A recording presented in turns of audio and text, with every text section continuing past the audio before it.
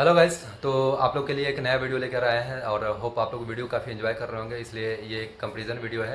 यहाँ पे Bajaj Pulsar NS 400 के बीच और ट्रायम्फ स्पीड 400 के बीच और गोरिल्ला 450 के बीच है। और ये मार्केट काफ़ी कम्पिटिटिव आ चुका है, जिस कारण ये कंपैरिजन वीडियो बनाना मुझे लगा कि काफ़ी लोगों के लिए अच्छा होगा।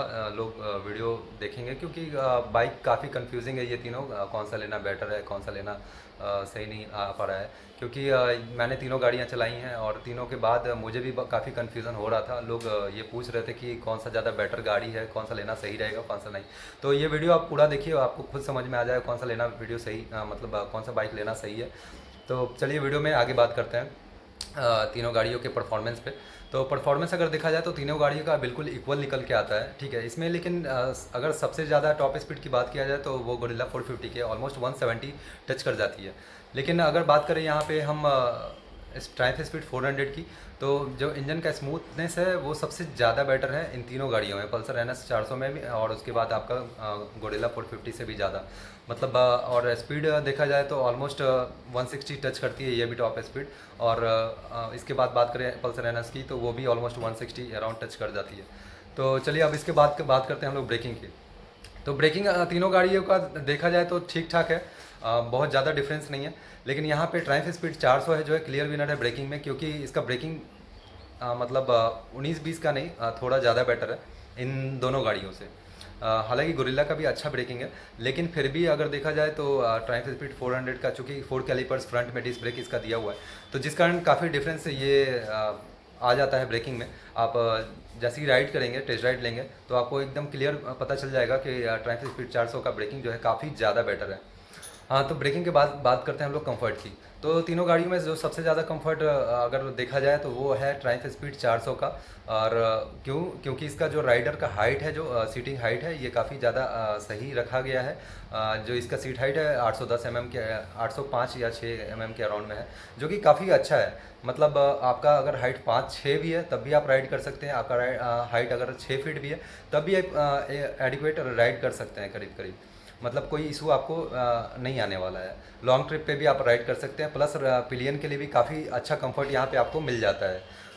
अगर गोरिल्ला की बात करें तो यहाँ पे पिलियन के लिए कंफर्ट बिल्कुल नहीं है, और पल्सर NS की बात करें तो वहाँ तो बिल्कुल भी नहीं है पिलियन के लिए कंफर्ट। अब राइडर की बात करें तो गोरिल्ला 400 में भी आपको राइडर का वो कंफर्ट नहीं है, क्योंकि सीटिंग हाइट जो है 780 mm है। अगर आपका हाइट 5-8 भी है तो भी आप राइड उतना कंफर्ट लेवल नहीं मिल सकता आपको, क्योंकि यहाँ पे सिटिंग जो पोजीशन बनता है आपका नी वहाँ पे बेंड हो जाता है, तो प्रॉपर आपको रिलैक्स मतलब महसूस नहीं होगा। हाँ, तो बात करें अगर पल्सर NS 400 की कंफर्ट, सीटिंग कंफर्ट की, तो वो उसका जो टोटल राइडर का जो हाइट रखा गया है 810 हाइट काफ़ी अच्छा है, यहाँ पे कोई इशू आने वाला नहीं है। अगर आप सिटी राइड के लिए देख रहे हैं बाइक तो देख सकते हैं बिल्कुल काफ़ी अच्छा है। और मतलब पिलियन के लिए देखा जाए तो वैसा कुछ कंफर्ट है नहीं बहुत अच्छा। यहाँ पे क्लियर विनर है। अगर कंफर्ट की बात करें तो ट्रायम्फ स्पीड 400 काफ़ी अच्छा कंफर्ट है। तो कंफर्ट की बात करते हैं अगर माइलेज का, तो माइलेज तीनों गाड़ियों का ऑलमोस्ट सेम है। अगर आप एक एवरेज निकाल के आते हैं तो 20 के आसपास का आपको देने वाली है, 18 से 20 के बीच में तीनों गाड़ियाँ आपको देगी। वो डिपेंड करता है आपका राइडिंग पे कि आप कैसे राइड करते हैं गाड़ी। अगर आपका राइडिंग मतलब हाइपर राइडिंग आप करते हैं तो 16-17 ऐसे मान के चलते हैं मैक्सिमम, उससे ज़्यादा आपको ये गाड़ियाँ देंगी नहीं। अगर आप एक काफ़ी कम्फी राइड करते हैं, मतलब आराम से राइड कर रहे हैं, एक नॉर्मल एवरेज स्पीड में राइड कर रहे हैं, जैसे कि अगर आप हाईवे पे क्रूज़ कर रहे हैं 80 से 100 के बीच में, तो आप मान के चल सकते हैं 25 तक आपको माइलेज आराम से ये तीनों गाड़ियाँ दे देगी। तो माइलेज का यहाँ पे देखा जाए स्पीड मतलब इंजन के हिसाब से 400 सीसी के हिसाब से तो ठीक है, बहुत ज़्यादा कम नहीं है यहाँ पे। तो चलिए अब बात कर लेते हैं कॉन्स की, तीनों गाड़ियों के कॉन्स की बात कर लेते हैं। तो यहाँ पे गोरिल्ला जो 400 है इसके कॉन्स की बात करें तो यहाँ पे सीटिंग कंफर्ट जो है इसका काफ़ी मतलब एनवाइंग है सच में। और इसके अगर गियर नॉब की बात करें तो वो भी काफ़ी ज़्यादा डिस्टर्बिंग है। वहाँ पे आप एकदम आप टेस्ट ड्राइव जैसे ही लेंगे आपको पता चल जाएगा कि कितना इशू आ रहा है उसका गियर में। प्लस गियर भी इसका हार्ड है, उतना स्मूथ नहीं है जितना होना चाहिए।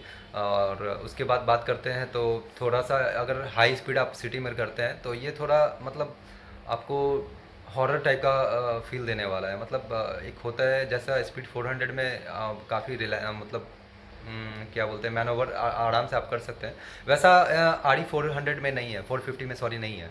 मतलब गोरिल्ला 450 में नहीं है। तो ये आपको इशू आने वाला है। प्लस अगर पल्सर 400 NS की बात करते हैं तो उसमें भी इशू ये है कि आप सिटी राइड करते हैं तो वहाँ पे काफ़ी गियर से स्ट्रगल करना पड़ेगा, आपको बार बार गियर चेंज करना पड़ेगा। ये सब इशू ट्रायम्फ स्पीड में बिल्कुल नहीं है।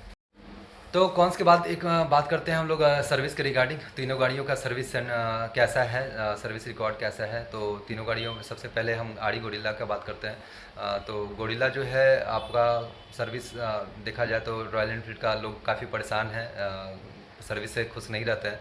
और एग्जैक्टली अभी आड़ी गोरिल्ला लॉन्च किए तो यहाँ पे आप ज़्यादा एक्सपेक्ट नहीं कर सकते रॉयल एनफील्ड से। वहाँ पे सर्विस का इशू आपको आने वाला है और सर्विस इंटरवल भी आपका जो है 10,000 के अराउंड में है शायद।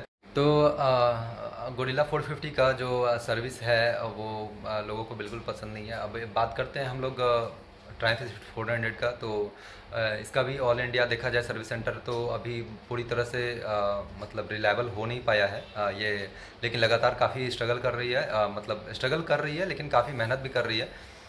तो देखा जाए तो कुछ दिनों में इसका सर्विस सेंटर ऑलमोस्ट बहुत जगह रीच हो रहा है और काफ़ी सर्विस सेंटर ट्रायम्फ कोशिश कर रही है खोलने का। तो चलिए ठीक है, ट्रायम्फ का भी इतना सर्विस का मतलब जितना कन्वीनियंट होना चाहिए उतना कन्वीनियंट है नहीं।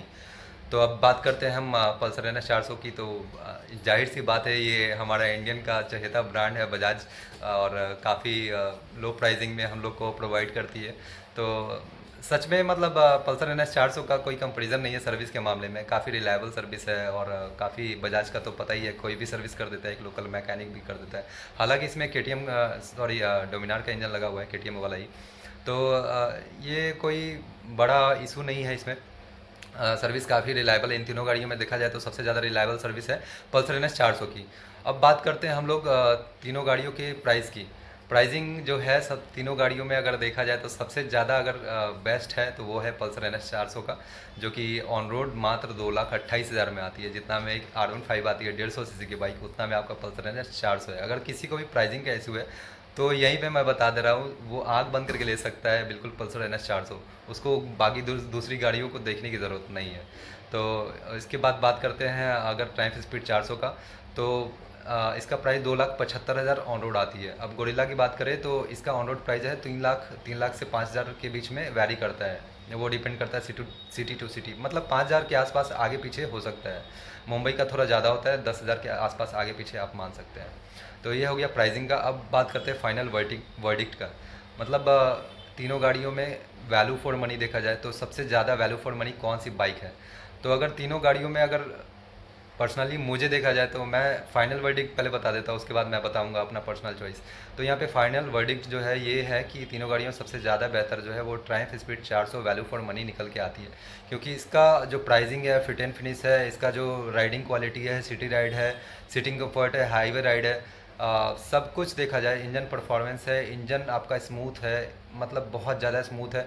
हर कुछ देखा जाए तो स्पीड 400 का सबसे ज़्यादा बेहतर है। और एक बार आप लेने के बाद देखिए, गाड़ी एक बार लिया था, बार बार नहीं लिया था। तो एक बार आप गाड़ी लेने के बाद आपको कभी किसी चीज़ का इशू नहीं आने वाला है। मतलब कभी आपको ये नहीं लगेगा कि हाँ मैंने ये गलती कर दी, वो गलती कर दी, मुझे कंफर्ट नहीं मिल रहा है, मुझे लॉन्ग राइड के लिए दूसरी गाड़ियाँ लेने की ज़रूरत है, मतलब इसे लॉन्ग राइड नहीं कर सकते, या फिर कोई भी इशू। तो यहाँ पे स्पीड 400 मतलब क्लियर विनर निकल के आती है। अब बात करते हैं मतलब प्राइसिंग के अकॉर्डिंग अगर देखा जाए तो क्लियर विनर तो यहाँ पे पल्सर NS 400 है जो एग्जैक्टली क्लियर विनर निकल के आती है प्राइसिंग के अकॉर्डिंग। अगर आपके पास प्राइस का थोड़ा सा भी इशू है तो आप आंख बंद करके ले सकते हैं यहाँ पे। हाँ, लेकिन अगर आप मतलब एक बेहतरीन प्रोडक्ट लेना चाहते हैं, प्रोडक्ट जो कि आपको फ्यूचर प्रूफ हो, तो यहाँ पे आपको ट्रायम्फ स्पीड 400 जो है वो आपको आंख बंद करके ले लेना चाहिए। अगर प्राइसिंग का थोड़ा सा मतलब प्राइस थोड़ा सा आप इंक्रीज कर लीजिए, अपना बजट है बढ़ा लीजिए उसको, तो ट्रायम्फ स्पीड 400 है, इसको आप एकदम बिल्कुल आप ले सकते हैं।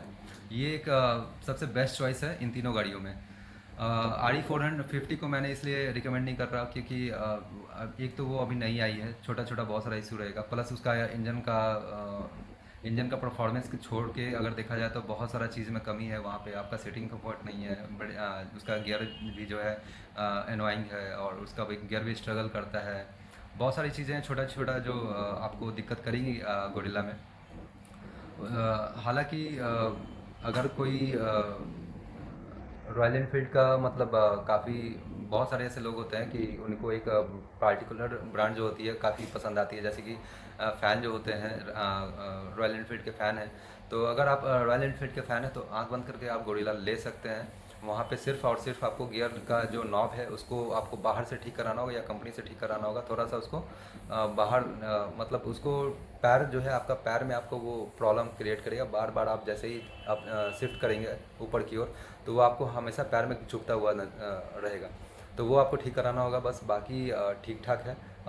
सीटिंग हाइट आपको देखना है, वहाँ पे आप सीट बाहर से बनवा के वो करवा सकते हैं। तो मैं अब बात करता हूँ अपनी पर्सनल चॉइस के बारे में। तो मेरी जो पर्सनल चॉइस है स्पीड 400 ही है, जाहिर सी बात है। गाड़ी इतनी बेहतरीन है, 400 सीसी होने के बाद इसका जो ब्रेकिंग परफॉर्मेंस है, जाहिर सी बात है कि देखिए गाड़ी सिर्फ तेज़ चलने से नहीं होता है, उसका ब्रेकिंग बहुत ज़्यादा ज़रूरी है, अच्छा होना। ब्रेकिंग अच्छा है तभी आप सही टाइम पे आप रुक सकते हैं।